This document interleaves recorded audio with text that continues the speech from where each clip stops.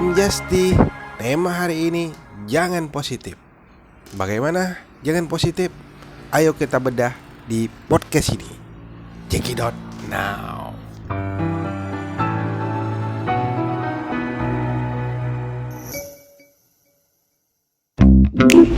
Audio Jungle.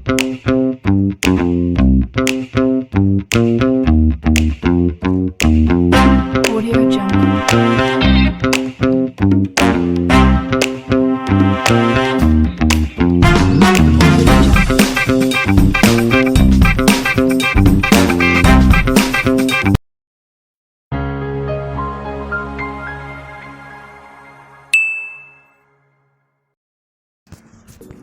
Jadilah yang terbaik dimanapun kau berada. Jangan mau kalah dan menyerah.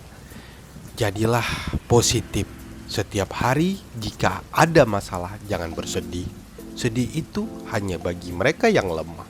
Anda harus sukses dan berhasil. Kalau Anda mau, Anda pasti bisa. Hal renyahkan semua ragu, putus asa, dan stres. Yang tak perlu, enyahkanlah semua emosi negatif. Jadilah positif dan optimis setiap detik dalam hidupmu. Maka Anda akan menggenggam dunia sukses. Berhasil jika orang lain bisa. Jika saya bisa, Anda pasti bisa. Positif, positif, positif. Salam sukses, sukses, sukses, sukses. Well, sejak kapan kamu harus selalu bahagia? Sejak kapan kamu tidak boleh stres-stres? Sejak kapan kamu merasa membutuhkan kalimat motivasi sepanjang waktu? Sejak kapan kamu dituntut untuk selalu berpikir positif? Sejak kapan kamu tak lagi menjadi manusia? Kita hidup di dunia yang sangat beracun, cuy. Bukan oleh virus, bukan oleh asap akibat industrialisasi atau laju kendaraan bermotor, bukan oleh jamur atau tai sapi, melainkan oleh ajakan untuk menjadi positif sepanjang waktu. Toxic positif adalah kondisi ketika seseorang menuntut dirinya sendiri atau orang lain untuk selalu berpikir dan bersikap positif. Dengan menolak emosi negatif dan berpikir positif, mereka menganggap semua masalah dapat dilewati dengan baik. Dan mereka percaya jika dengan selalu positif adalah cara yang tepat untuk mengatasi semua masalah. Fenomena ini tumbuh subur di antara guru-guru gadungan motivator basi, buku-buku candu, orang-orang kurang terkenal yang sayangnya semua itu terlalu sering mengisi keseharian kita melalui tayangan media sosial. Lalu sejak kapan semua ini dimulai?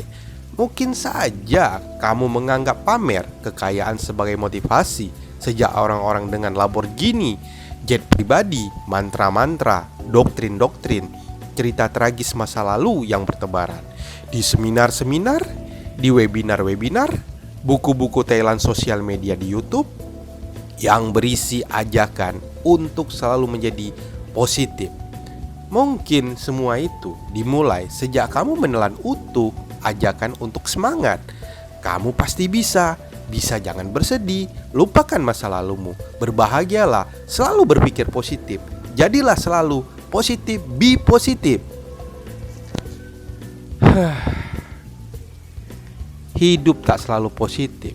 Kita semua berjibaku dengan rasa sakit, sedih, marah, kecewa, dan beragam emosi negatif lainnya, serta pengalaman-pengalaman buruk, sesuatu yang sungguh tidak enak, tetapi sangat penting dan butuh untuk itu.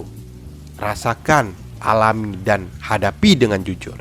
Mari kita simak pembahasan mengenai topik kali ini. Apa itu toksik? Positif ITI, terutama hubungan dengan kesehatan mental kita.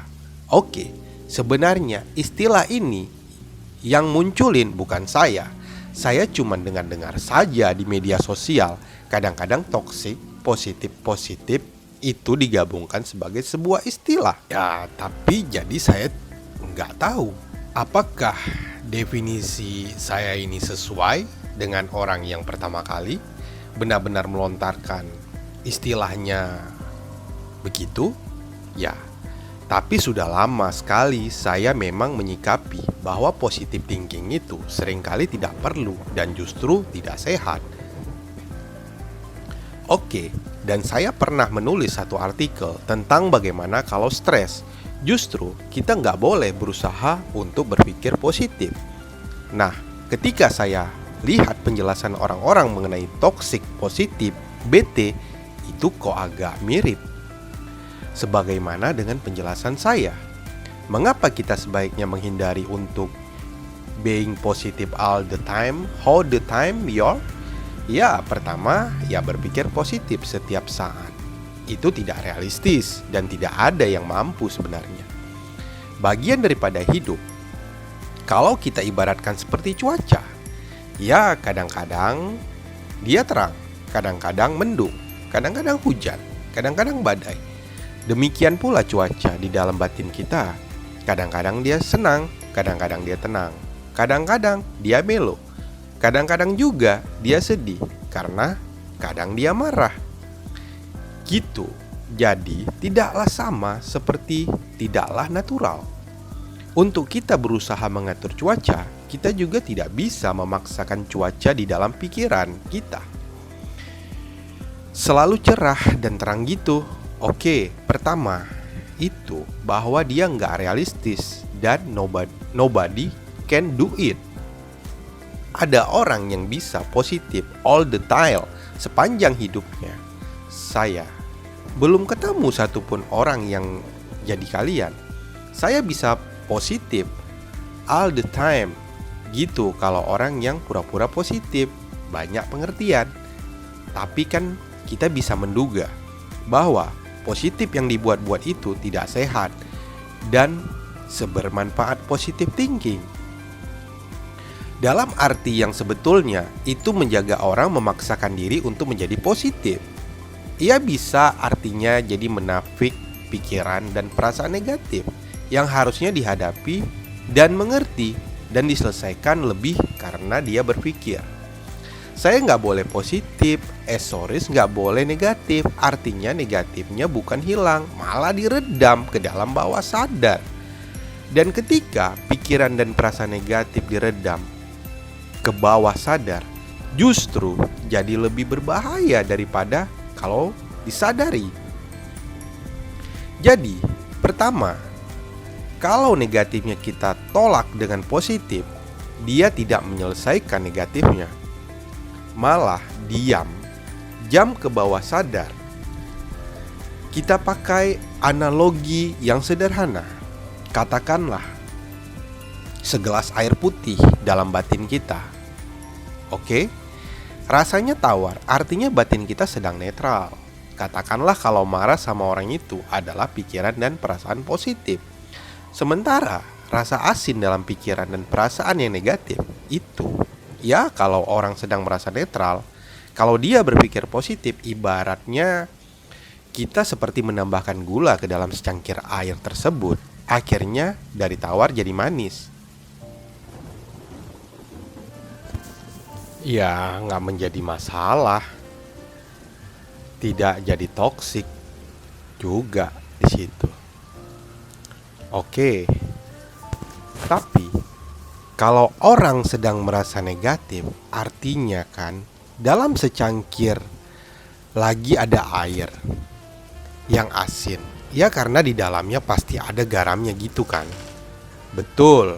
Kalau dia berusaha rubah air asin itu jadi manis, maka menambahkan gula ke dalamnya tidak akan menghilangkan asinnya. Yang terjadi adalah air yang berisi garam dan gula dengan nyalain obat diare. Jika dia akan karena jauhnya, tidak akan hilang hanya karena kita tambahin gula. Oke, cara yang realistis adalah garamnya kita filter keluar sehingga air tersebut kembali menjadi netral. Artinya, kita nggak bisa mengusir pikiran dan perasaan negatif dengan cara yang berpikir positif. Tapi, negatifnya harus kita angkat dan kita olah dan kita pahami dan kita cerna sehingga garamnya lepas dari batin kita. Baru ketika pikiran kita menjadi netral, kalau mau berpikir positif, ya boleh-boleh saja. Jadi analoginya gitu, kita nggak bisa melawan pikiran negatif dengan pemikiran positif. Yang kedua, menghindari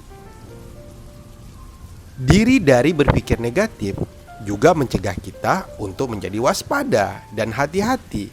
Ya, misalnya saat bel di mobil itu diciptakan untuk menciptakan keamanan, dan lebih keamanan tersebut hanya tercipta karena kita berpikir negatif.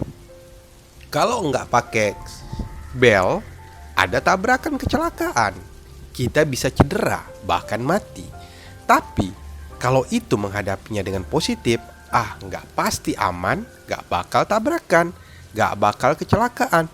Justru kita bisa jadi celaka. Kok jadi? Jadi, kalau dikaitkan ke pertanyaan awal tentang toksik, positif di atas tadi saya kira adalah menyalahgunakan berpikir positif yang menyebabkan kita jadi nggak realistis, yang menyebabkan kita jadi memendam negativitas yang justru beracun.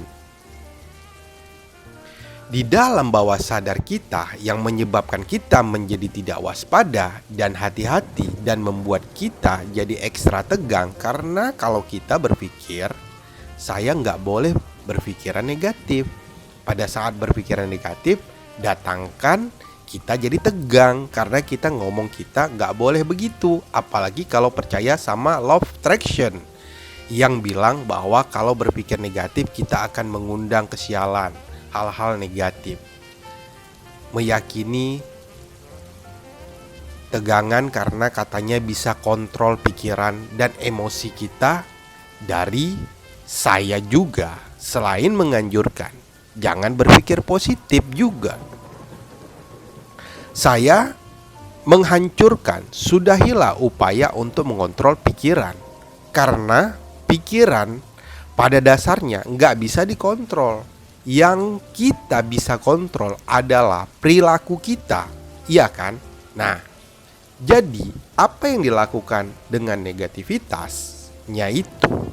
Pertama, berbekal pengertian bahwa memaksakan positif kita situ tidak sehat atau toksik. Dalam bahasamu mana menghadapi negativitas? Perlu pengertian dan perlu skill teori. Dan praktek itu pengertian pertama yang bisa dipakai dalam menghadapi negativitas adalah pertama, sama seperti cuaca di langit. Demikian pula cuaca di dalam diri kita. Kita nggak ada yang awet. Kamu seperti mendung. Nggak pernah selamanya hujan, badai. Juga nggak pernah selamanya enggan, dia bisa berubah. Sewaktu-waktu hari kelihatannya bakal tiba-tiba dia mendung, tiba-tiba kayak mau hujan, tiba-tiba cerah lagi.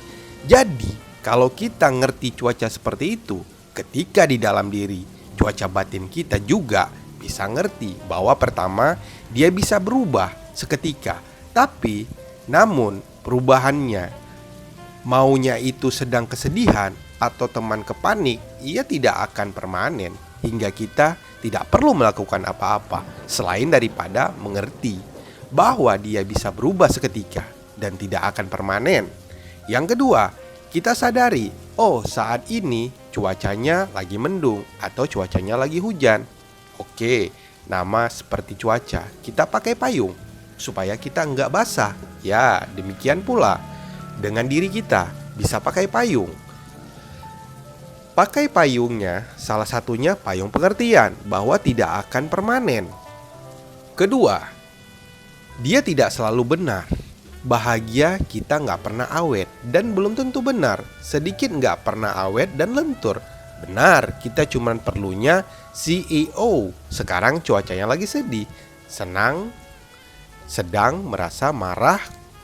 Kok sekarang saya sedang merasa sakit hati. Nah, setelah itu payungnya bisa kita bawa lebih jauh lagi dengan serangkaian keterampilan yang saya sebutkan, dengan keterampilan self healing. Dalam self healing ini adalah kurikulum yang saya sharing ke publik, adalah kombinasi dari beberapa belas teknik yang menggunakan 4 pilar: nafas, sentuhan atau pijitan, gerangan, dan juga silent atau hening. Nah, kombinasi dari 4 ini bisa membantu kita mencerna emosi dan pikiran yang negatif. Sama seperti kita bisa menyaring air garam supaya garamnya keluar. Istilahnya, kalau nggak salah di istilah jadi hewan akhirnya ditarik ke atas, garamnya ketinggalan, ganti, cangkir natur, kembali netral. Nah, kita punya beberapa teknik-teknik self-healing, tapi caranya defaulty, bukan dengan menafikan dengan positivitas di medsos, di buku-buku kita sering didorong untuk menjadi selalu positif dan kita tahu itu tidak sehat. Sekarang bagaimana cara kita mengenali ciri-ciri jika kita sudah berada dalam kondisi toksik positif itu? Nah, kalau tadi kita bicara toksik positif sebagai suatu cara bicara bersikap dingin, karena datanya kan lebih kepada cara mendiagnosa akan bagaimana meramal, memeriksa diri apakah logam kondisi tersebut. Kalau menurut saya, kita mungkin sesekali bisa terjerumus ke dalam toksik positif. Kalau kita sudah memulai negativitas yang secara natural memang hadir dengan berusaha positif, kita mulai nggak mau mengakui kesedihan kita, rasa sakit hati kita, ketakutan kita, kemarahan kita nggak mau akui, kita nggak mau sadari, kita nggak mau merasakan terus. Kita berusaha hilangin dengan cara menghibur diri atau berpikir positif. Nah, itu sudah tidak sehat. Cari pelarian, kita lampiaskan itu semuanya. Sehat dan kita pendam juga. Sehat karena semua yang masuk ke bawah sadar akibat rendam lampiasan. Acuhkan pelarian itu akan masuk ke dalam bawah sadar. Sebagaimana sampah batin, tanpa batin ini lama-lama bertumpuk, dia akan merusak 4 hal. Pertama, kesehatan. Kedua, dia akan merusak realisasi kita dengan orang lain. Ketiga, dia akan merusak produktivitas kita dan karir, yang kesan merusak nasib kita. Jadi makin sering dipendam, makin sering diacukan, makin sering kita hibur dengan opsi positif, justru semakin beracun. Makanya istilah toksik. So, bagaimana pendapatmu? Ceritakan pengalamanmu yang mungkin kamu memiliki dengan toksik atau positif, dan bagaimana itu berakibat buruk bagimu. Dan beritahu saya, sejak kapan video anjuran atau boleh menjadi negatif justru dapat menjadi hal yang positif. Saya Justy, see you next time again. Bye.